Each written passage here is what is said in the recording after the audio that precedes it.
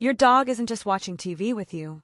They are undergoing a high-stakes neurological diagnostic. For years, we thought dogs just saw a flickering mess of lights.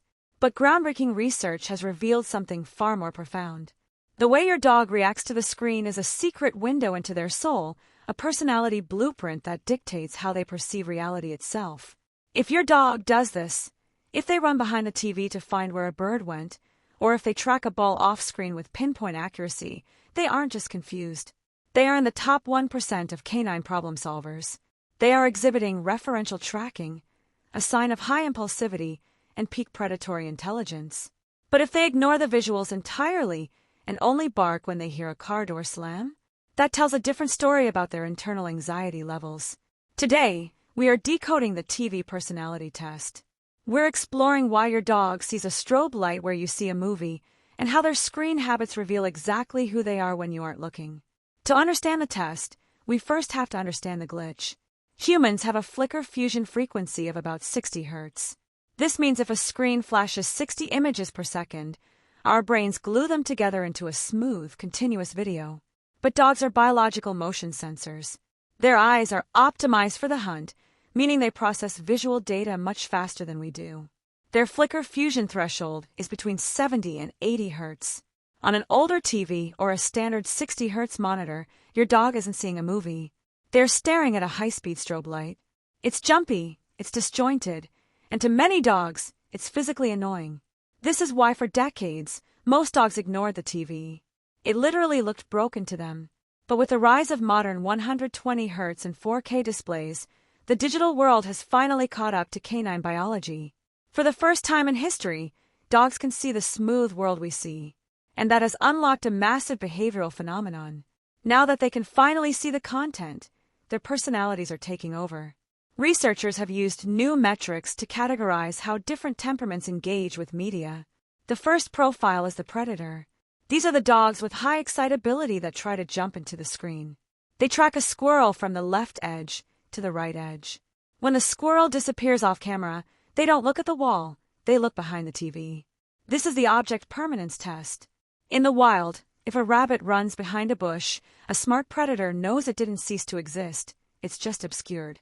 If your dog searches behind the TV, it's a sign of high positive activation. They are bold, curious, and possess a high problem orientation. They treat the digital world as a physical extension of their own. Then there are the Sentinels. These dogs often ignore the visuals of a dog playing, but the moment a non-animal sound occurs, a doorbell, a car horn, or a phone ringing on a sitcom, they explode. Data shows that negatively reactive or anxious dogs are significantly more likely to respond to non-animal stimuli. To them, the TV isn't entertainment, it's a source of potential threats. They aren't watching the story, they are monitoring the environment. If your dog only reacts to the scary noises, they may be living in a constant state of high-alert sensory processing.